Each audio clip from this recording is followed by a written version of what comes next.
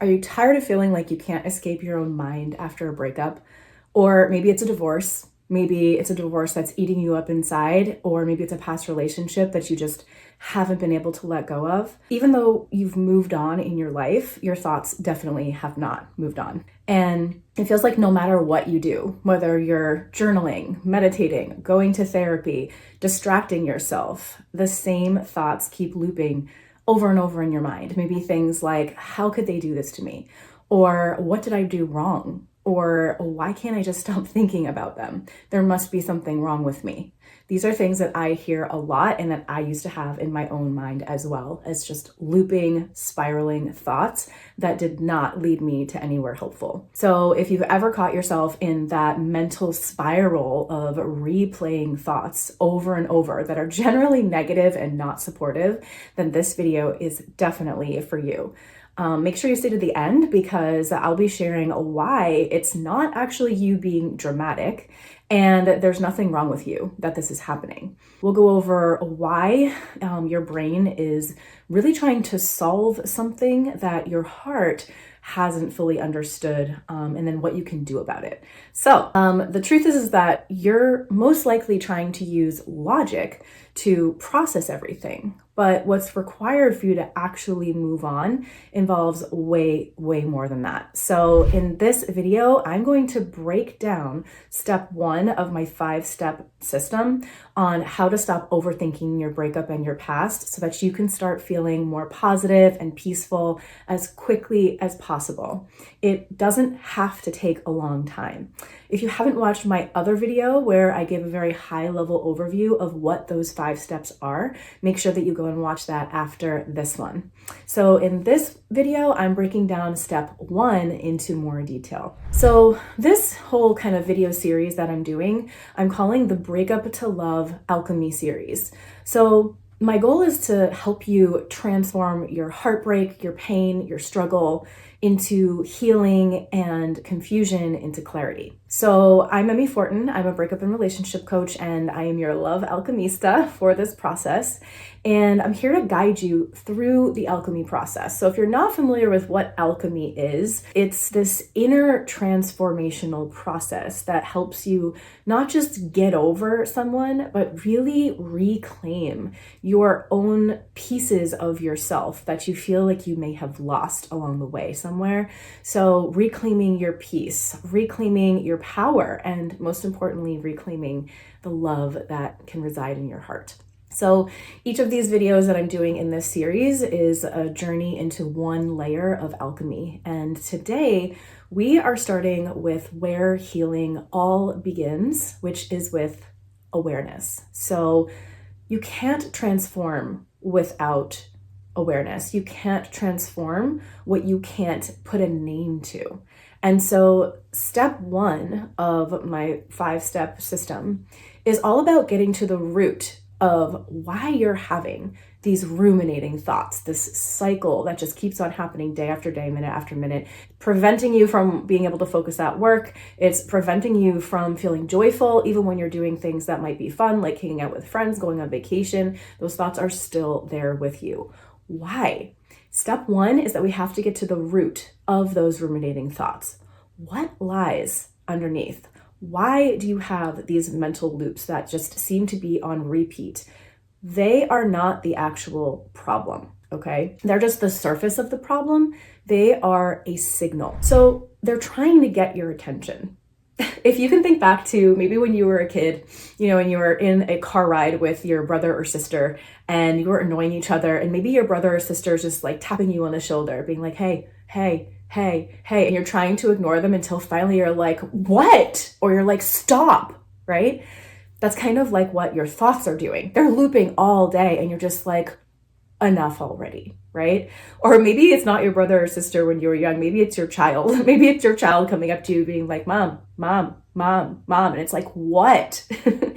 So it's the same thing with your thoughts. They're trying to get your attention. So you really need to kind of give them your attention and bring awareness to what they're really asking for you to do. What are they really asking for you to look at? And you might be thinking, I've thought about these same things for so long. I have been giving them my attention. I hear you in that. And it's more than just attention. We need to really discover and uncover what's beneath that with awareness. What's the root of why these thoughts keep happening? So most of us are really overthinking when what we really need to be doing is paying attention to what we're feeling. And we get trapped in our heads and we're living really up here. The whole rest of our body is really involved in this conversation, but we're only paying attention to this part. And so there's a lot that we can do to help acknowledge the full spectrum of what's really going on here. What we need to really do is we need to accurately identify the emotion or emotions that are attached very tightly to the thoughts that we're having. Now, you may have said, Emmi, I've also spent a lot of time in the emotions of feeling sad, of feeling anxious, of feeling depressed. And that's good that you're aware of that, but I'm gonna actually ask you to go lots of layers deeper. So the reason why is because until we accurately name our emotions, until we can actually feel seen, heard, and understood by ourselves and or by another person, we're just like a plane that keeps on circling around and around because it hasn't gotten clearance from the tower to land on the runway yet. And so it's not just about naming our basic emotions. If you're unaware, there are two kinds of emotions. So it's about naming our complex emotions as well. So basic and complex emotions are very different and they're processed in different areas of the brain in different ways. So basic emotions are often innate, which means they just, we have them naturally accessible to us and we can pretty easily name them. And they're recognized across pretty much all cultures, all humans, right? They require a limited cognitive processing, meaning they're largely just kind of automatic responses to a stimulus, and they require minimal conscious thought about it. It's like they just happen and people can recognize them pretty easily. So examples of this would be joy, sadness, anger, fear, disgust, and surprise. All of these are pretty easily recognizable with facial expressions across all of humanity. And you can even recognize these feelings in animals too. I'm sure that if you have a pet, you pretty much know how they're feeling all the time based on their facial expressions.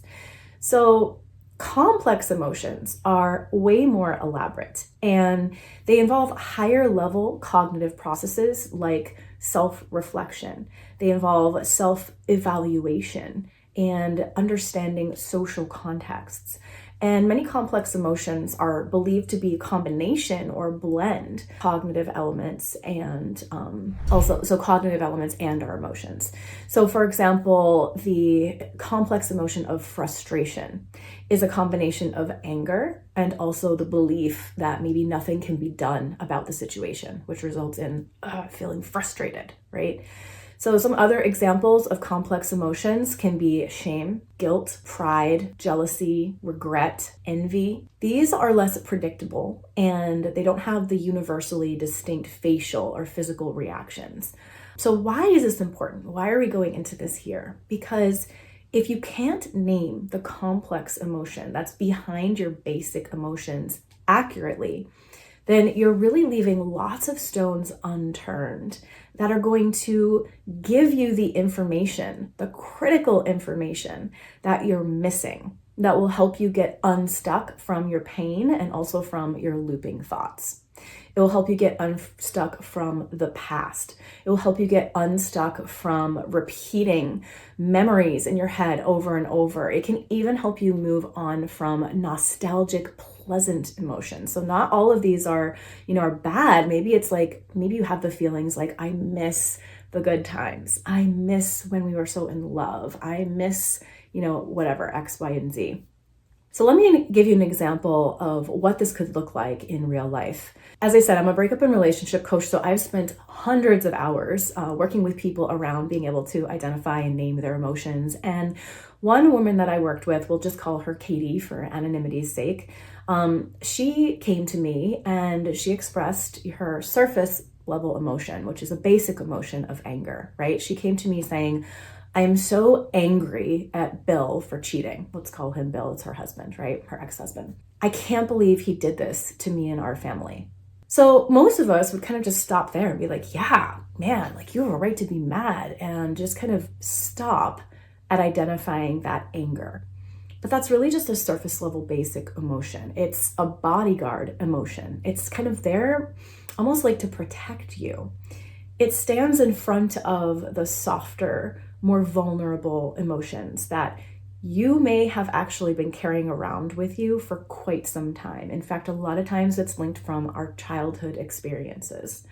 So we have to get curious. If you watched my other video, where I talk about the 5 steps, I mentioned that we have to become private investigators of our own selves. We cannot stop with the basic information that we're given. We have to get curious and ask questions without judgment. We simply want to seek to understand.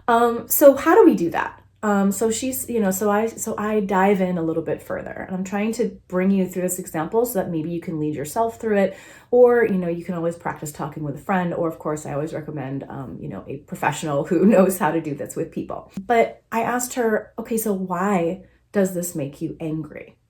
And she responded, well, because he betrayed me.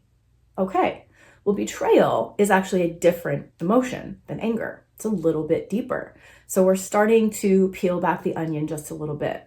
Now, we can go a lot farther. And so I would continue.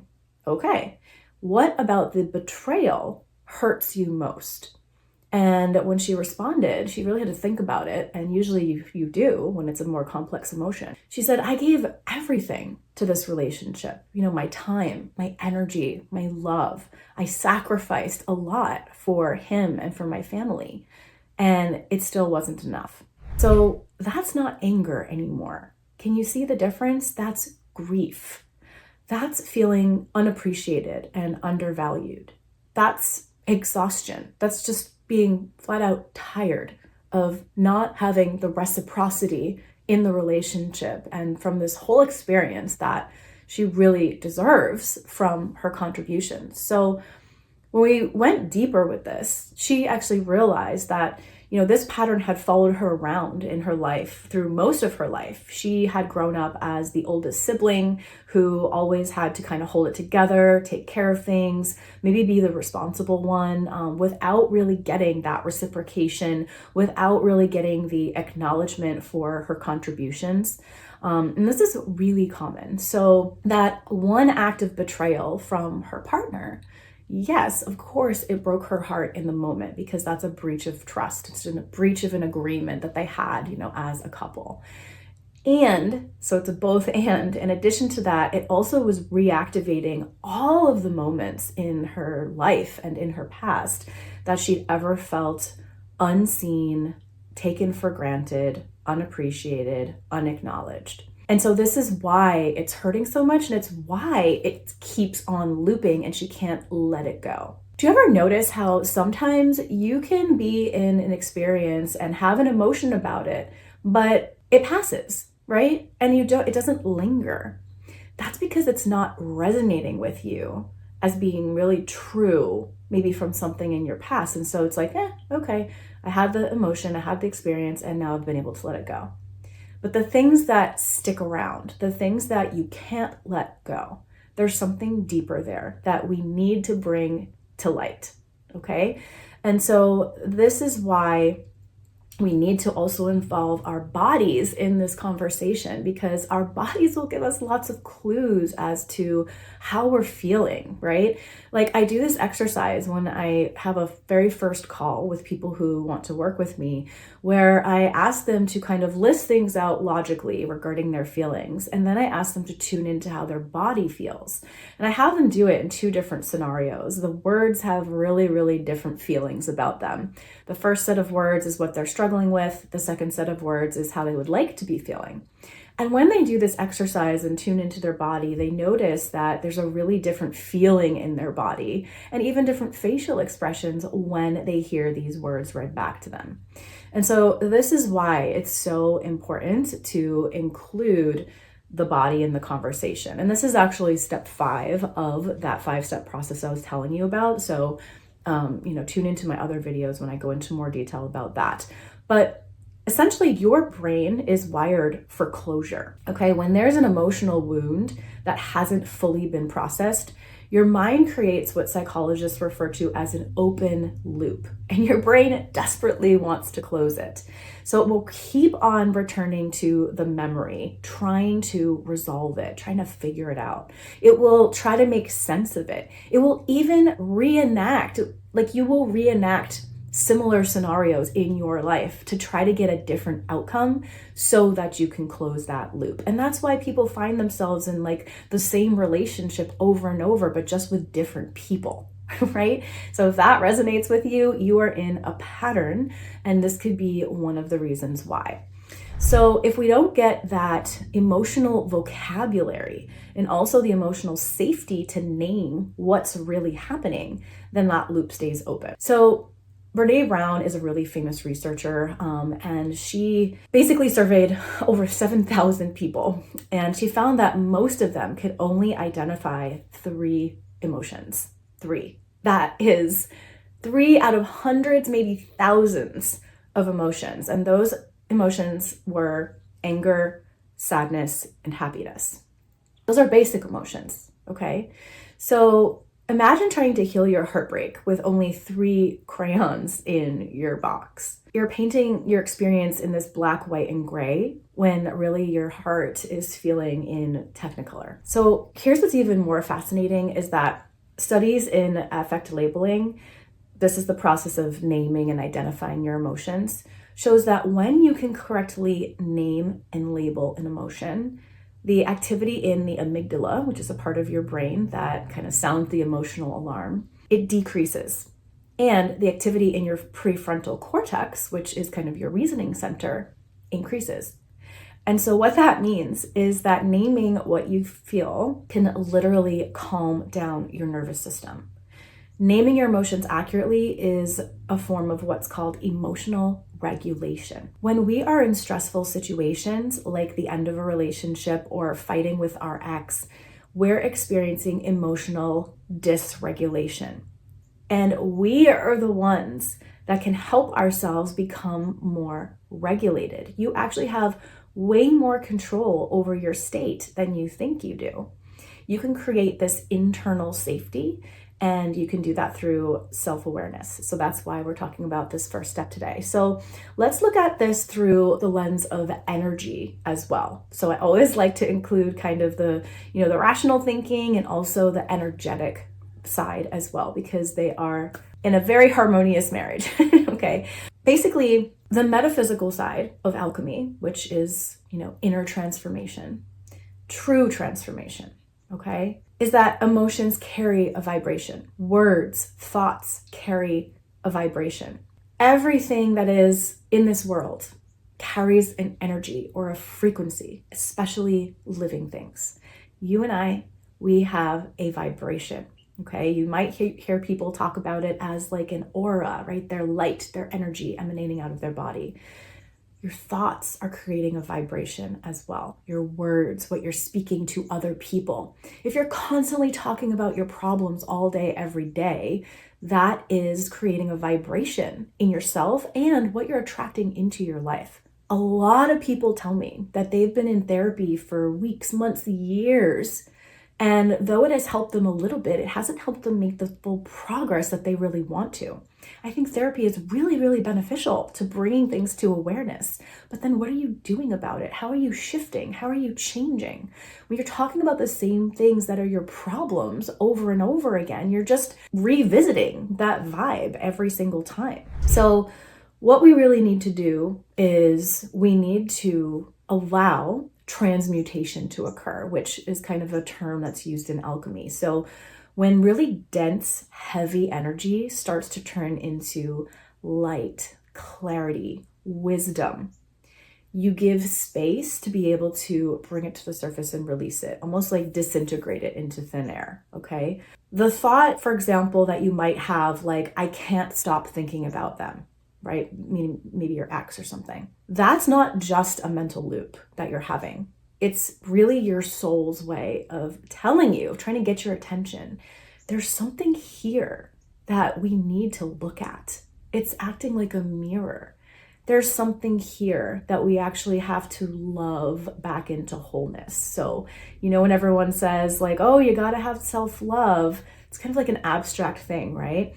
But we need to practice compassion, understanding, and empathy toward ourselves around how we're feeling, around what we're going through, so that we can achieve full understanding and therefore acceptance of ourselves, but also of, the situation that we're in. So this love starts with curiosity and not judgment. Being curious and seeking to understand rather than, casting shame or guilt or judgment. So I want to invite you to really pause the next time your thoughts start to kind of spiral into that negative downward direction. Instead of asking, how do I stop thinking about them, right? What you resist, you actually amplify, okay? What you kind of meet and address, that enables you to be able to shift it. So try not to resist. That creates friction internally. Instead of asking, how do I stop thinking about them? You can ask, what emotion is this thought trying to reveal to me? What emotion needs to be brought to the surface so I can alchemize it? Write it down, speak it out loud, let it have a name, okay? Because what you're essentially doing is you are stating your truth. Your inner truth will definitely guide you to the very next steps that you need to take. If you struggle with identifying your emotions, which I've noticed that most of the people I work with do really struggle with this, when I ask them, what are the 5 feelings or emotions that you have associated with your main problem or struggle? They really sit back and they're like, and they really have to think about it. And then oftentimes they will kind of talk themselves around in a circle and describe the situation to me, but they still haven't been able to name the underlying feeling. And so I have to kind of prompt them and question them. And then when I say like, well, it sounds like, really you're disappointed, for example, and they're like, yes, right? Have you ever noticed that when someone can help you name, or if they say something back to you that feels true, automatically you're like, yes. It's almost like this feeling of relief. It's like, you get me, you see me, you understand me. And so this is what you're allowing yourself to do for yourself when you can go through this process. So anyway, if you struggle with naming your emotions, I have a basic and complex emotions data table, essentially, that I included in my 5-step system, which I call my Breakup Thought Detox.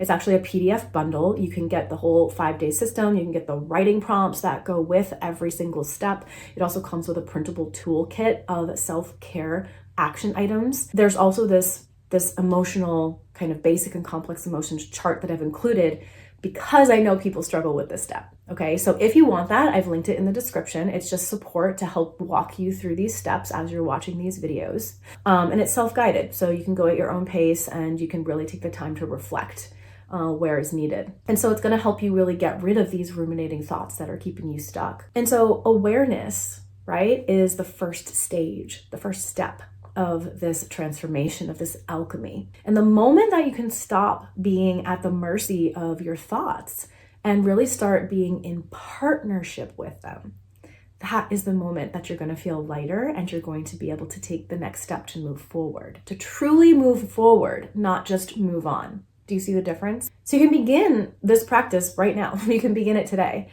Be the investigator of your own inner world. Get curious about what's underneath the surface of your thoughts and even that basic surface emotion, because that is where all of the potential magic happens. Your emotions and your thoughts, they're not your enemy, even though it feels like it, even though they're annoying, even though they're there all the time. They're actually your compass. And when you learn to read them rather than obsess about them, ruminate on them, you stop being trapped by your past and you start alchemizing your present and your future. So this is the first step, naming what's true so that the rest can transform. And what you're doing here is you're self-validating, you're self-managing, right? That emotional regulation. And you're doing that instead of needing someone else to validate you, which is a step towards emotional independence and resilience, rather than a more of a codependence or an unhealthy attachment to another person. So if you resonate with the content in this video, please like the video and subscribe to the channel, because we want to make sure that you get all of the other episodes in this Breakup to Love Alchemy series. And you can also join our Breakup to Love Alchemy community, where we not only learn these life-changing skills, but we also get a chance to practice them and implement them into our daily lives with other like-minded people. There's one thing to, have knowledge about how to do something, and it's certainly another with how to practice it and do it correctly and do it in a way that is going to be supportive and consistent. A lot of people will, listen to a video like this, for example, and then just kind of go on with their day and forget about it. So we want to make sure that it's really integrated into your life. So I will link that in the description if you are interested in being part of a really supportive and safe community where we can kind of move through this journey together. And so as your love alchemista, I am here to remind you that you are the alchemist of your own life. And no matter what your point A looks like, whether it's heartbreak, confusion, self-doubt, maybe you feel lost, you don't know what to do, you have the power to transform that. And you can transform it into healing, clarity, peace, positivity, joy, optimism, all these things that can help you feel expansive for where you can go next in your life based on this really pivotal time. It's a really special time. I know it feels awful, but it's a time that will kind of force you to pay attention, right? Pain is 10 times more powerful than pleasure, unfortunately. And so we can use this, right? So why not? Why not use it to our advantage? So I'll see you in the next episode.